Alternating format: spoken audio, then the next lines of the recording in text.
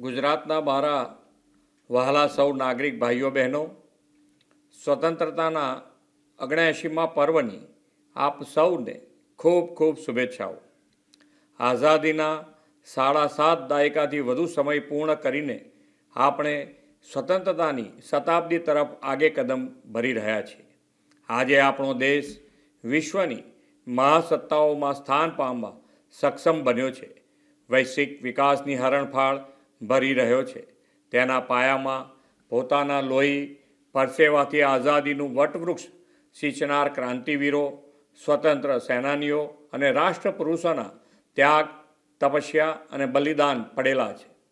ભારત માતાને વિદેશી શાસનમાંથી મુક્તિ અપાવવા વર્ષોના વર્ષો સંઘર્ષ કરીને બ્રિટિશરોની લાઠી ગોળી ખાનારા એ સૌ પુણ્યાત્માઓને આજે નતમસ્તક વંદન કરવાનો પણ અવસર છે. રાષ્ટ્રહિત પ્રથમનો ભાવ હૈયે હોય અને સ્વનું નહીં પણ સમસ્તનું ભલું કરવાની પ્રતિબદ્ધતા હોય તો અસરકારક પરિણામો મેળવી શકાય છે. ભારતે વડાપ્રધાન શ્રી નરેન્દ્રભાઈ મોદીની લીડરશિપમાં ઓપરેશન સિંદૂરની સફળતાથી દુનિયાને એ બતાવ્યું છે. 1960માં મુંબઈ રાજ્યથી અલગ રાજ્ય તરીકે અસ્તિત્વમાં આવેલા આપણા ગુજરાતના 75 વર્ષ એક દાયકા પછી એટલે કે 2035માં થવાના છે.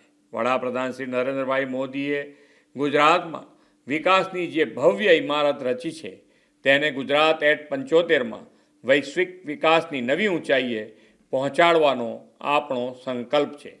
ભારતની આઝાદીના 100 વર્ષ 2047માં પૂરા થાય અને દેશ સ્વતંત્રતાની શતાબ્દી ઉજવે તે પહેલાં ગુજરાતને તો આ એક મોટો અવસર મળવાનો છે. સાથોસાથ આહાર, આરોગ્ય, અભ્યાસ અને આર્થિક આધાર પણ સૌને મળે તેવી અનેક જનકલ્યાણ યોજનાઓના નિર્ણયો કર્યા છે. એટલું જ નહીં, રાજ્યની ઉજ્જવળ આવતીકાલ માટે દીકરીઓના અને વિજ્ઞાન પ્રવાહના શિક્ષણને પ્રોત્સાહન આપવા નમો લક્ષ્મી અને નમો સરસ્વતી વિજ્ઞાન સાધના યોજના શરૂ કરી છે.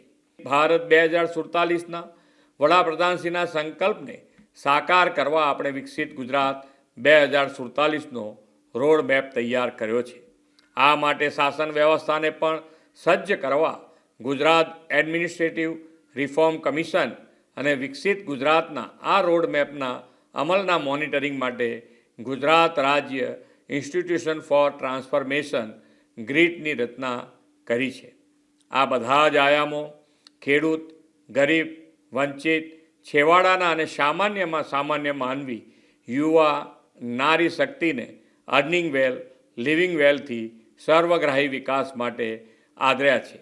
આપણો તો શાસન મંત્ર જ સૌનો સાથ, સૌનો વિકાસ, સૌનો વિશ્વાસ અને સૌના પ્રયાસનો છે. સૌને માથે પાકી આવાસ છત માટે વડાપ્રધાનશ્રીએ પ્રધાનમંત્રી આવાસ યોજના આપી છે. ગુજરાતમાં શહેરી વિસ્તારમાં 9 લાખ અને ગ્રામીણ ક્ષેત્રમાં 2,20,000 જેટલા આવાસો PMAYમાં બનાવીને જરૂરિયાતમંદ લોકોને પાકા આવાસ આપ્યા છે. 76 લાખ અંત્યોદય પરિવારના કુલ 3,26,00,000 લોકોને પ્રધાનમંત્રી ગરીબ કલ્યાણ અન્ન યોજનાનો લાભ આપીએ છીએ. ખેડૂતોને સિંચાઈનું પાણી આપવા સાથે સમગ્ર રાજ્યમાં લોકોને પીવાનું પૂરતું પાણી મળી રહે તેવું સુદૃઢ જળ વિસ્તરણ વ્યવસ્થાપન વિકસાવ્યું છે. રાજ્યના શહેરોને સ્માર્ટ અને સસ્ટેનેબલ બનાવવા આ વર્ષને શહેરી વિકાસ વર્ષ તરીકે ઉજવી રહ્યા છે. ગુજરાત રિન્યુએબલ એનર્જી ક્ષેત્રે અગ્રેસર રાજ્ય છે. કચ્છમાં વિશ્વના સૌથી મોટા 37 ગીગાવોટના સોલર વિન્ડ હાઇબ્રિડ એનર્જી પાર્કનું નિર્માણ ઝડપથી પૂર્ણ કરવા આગળ વધી રહ્યા છીએ. PM સૂર્ય ઘર મફત વીજળી યોજનાના અમલીકરણમાં દેશભરમાં ગુજરાત અગ્રેસર છે. વડાપ્રધાન શ્રી મોદી સાહેબે વિકાસ સાથે પર્યાવરણ સંતુલનને પણ અગ્રતા આપવાની પ્રેરણા આપી છે. આપણી રોજિંદી જીવનશૈલીને પર્યાવરણ અનુકૂળ બનાવવા મિશન લાઈફનો વિચાર તેમણે આપ્યો છે. ધરતી માતાને હરિયાળી બનાવવા અને ક્લાઇમેટ ચેન્જના પડકાર સામે રક્ષણ મેળવવા એક પેડ માં કે નામ.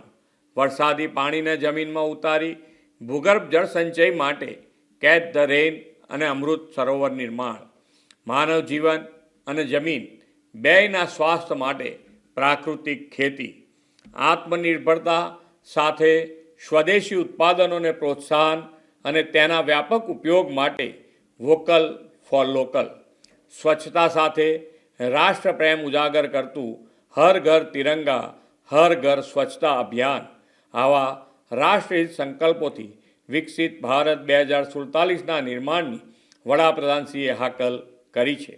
79માં સ્વાતંત્ર્ય પર્વ આપણે સંકલ્પ લઈએ કે વિકસિત ભારત 2047 માટે વિકસિત ગુજરાતના નિર્માણમાં તન મન અને ધનથી સમર્પિત રહીશું. ફરી એકવાર આપ સૌને સ્વતંત્રતા દિવસની ખૂબ ખૂબ શુભેચ્છાઓ.